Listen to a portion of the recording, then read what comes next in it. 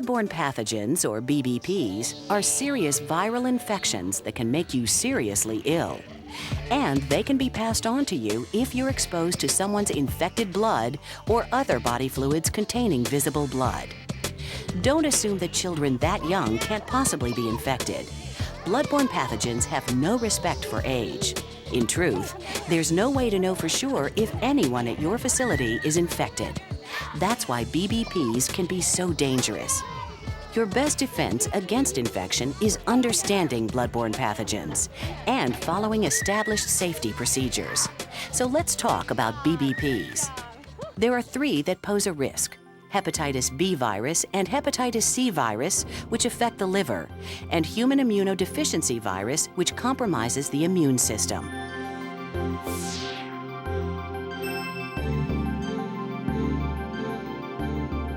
Hepatitis B virus, or HBV, can cause inflammation of the liver. Symptoms may include jaundice, fatigue, abdominal pain, loss of appetite, and occasional nausea or vomiting. About half the people infected show no symptoms at all. The only way to confirm an HBV infection is by blood test. According to the Centers for Disease Control and Prevention, CDC, approximately 10%, or 1.25 million of those with HBV, are infected for life. That can lead to chronic liver disease or liver cancer.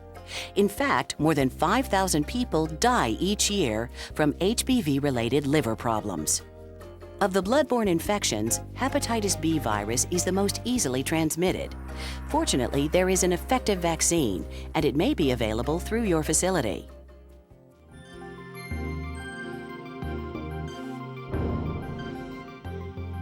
Hepatitis C virus, or HCV, can also cause a viral liver infection. While symptoms are similar, there are some very important differences with HCV. Hepatitis C virus chronically infects more people than HBV, nearly 85% in fact. That's approximately 3 million people, according to the CDC. About 10,000 people, twice as many as HBV, die each year from chronic liver disease linked to hepatitis C virus. And up to 3/4 of those with HCV show no symptoms at all. That's the danger of hepatitis C virus and hepatitis B virus, both to those infected and those around them. These viruses may be slowly damaging their livers as they unwittingly expose their families, friends, and co-workers. A blood test is the only way to confirm an HCV infection, and there's no vaccine for it, although there are antiviral drugs that are effective in some cases.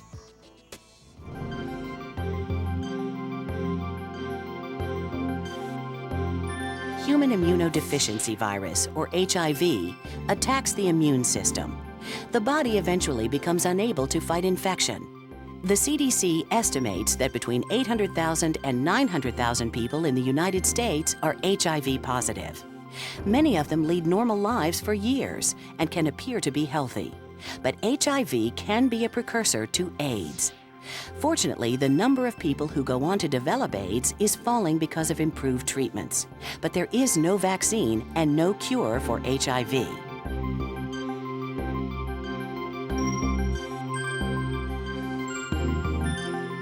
All of those bloodborne pathogens are transmitted the same way, by exposure to contaminated blood, body fluids containing visible blood, or certain other body fluids such as semen and vaginal secretions.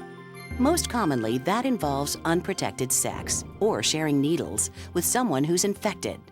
So you say, okay, fine. Children that age aren't likely to be doing either. True. But an infection can be passed from mother to child before or during birth. And while those may be the most common means of transmission, they're not the only ones. Everyday situations at your facility can pose risks. Remember the playground scenario? An infected youngster with a minor cut or scrape can expose you to a bloodborne pathogen. How? Let's say you get blood on your hand. Do you have a cut, nick, abrasion, burn, or skin condition such as dermatitis or acne?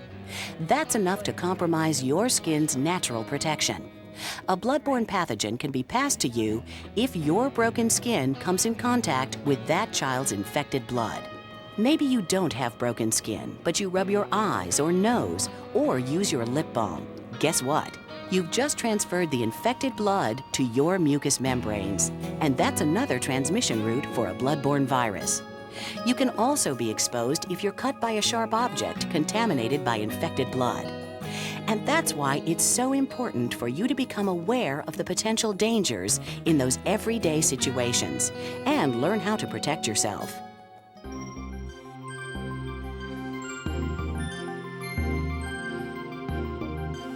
Your facility's administration probably has an exposure control plan based on OSHA's bloodborne pathogen standard outlining the hazards.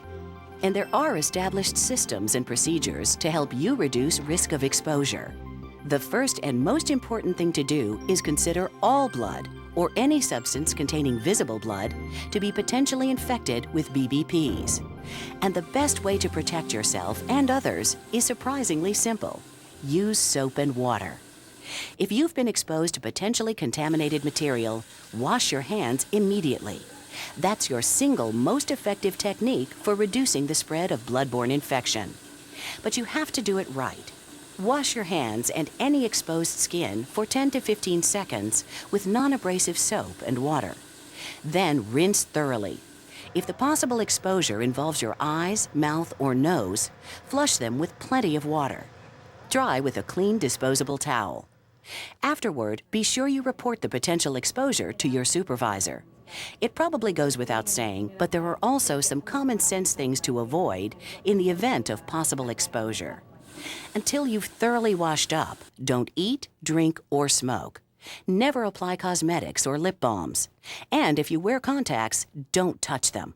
In other words, keep your hands away from your eyes, nose, and mouth, because these everyday actions can cause you to infect yourself.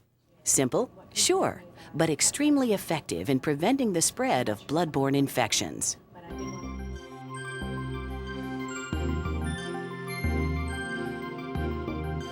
Obviously, it's best to avoid contact with potentially contaminated material altogether. But that's easier said than done if there's a youngster hurt on the playground, or someone in the building breaks a glass and cuts himself. That's why your facility provides personal protective equipment, or PPE. It works by placing a physical barrier between you and potentially infectious material. PPE includes gloves, aprons, masks, face shields, protective eyewear, and resuscitation or other ventilation devices. If you don't know where PPE is kept in your facility, now is the time to find out. And consult the exposure control plan for usage guidelines. Of course, PPE is only effective when used correctly, so use the right equipment, make sure it fits correctly, and always check for damage. If it's damaged during use, remove and discard it immediately. The PPE you're most likely to use will be single-use disposable gloves. Wear them if there's any chance of contact with blood or other potentially contaminated material. Before you put on gloves, make sure to cover any cuts, abrasions, or other broken skin. It's added protection in case your gloves are torn or punctured. Gloves should fit snugly on your fingers and be pulled up over your wrists as far as possible. When removing them, be very careful not to allow the outside to touch your bare skin. Grasp the first glove and peel it off from your wrist to your fingertips. Transfer it to your gloved hand and then repeat the process. Pull the second glove down and over the first. Discard them promptly. Never reuse disposable gloves. Then wash your hands right away. There's also some PPE you might want to use in a medical emergency until trained personnel arrive. That includes pocket masks and mechanical resuscitation devices. A word to the wise, though. Get proper training on them now, in case you ever need to use them.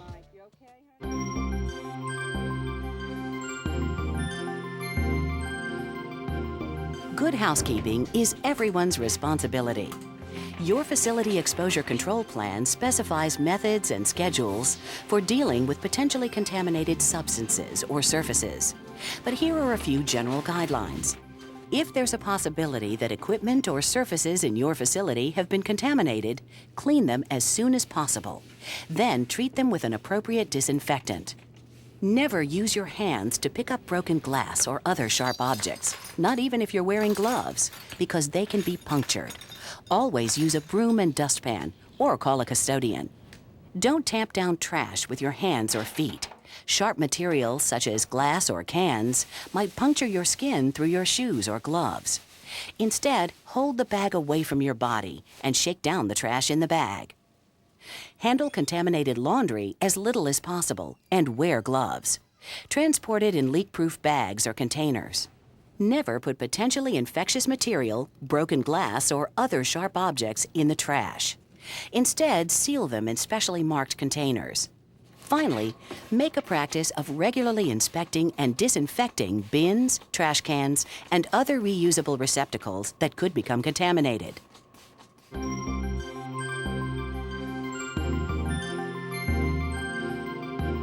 If you follow these safety precautions, you'll minimize your risks. But don't panic if you do get exposed to potentially infectious material. You know what to do. Immediately wash your hands and any exposed skin with soap and water, or thoroughly flush your mucous membranes with water. Then report to your supervisor, health officer, or other designated person. He or she will arrange post-exposure evaluation, counseling, and treatment. Don't wait to report an exposure. Necessary treatment should begin right away. And remember, most exposure doesn't lead to infection, particularly if you act quickly. Bloodborne pathogens are dangerous, and you should take the possibility of infection seriously.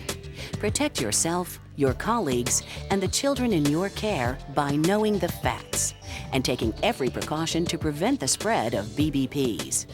If everyone does his or her part, your facility will be a safer, healthier place for everyone.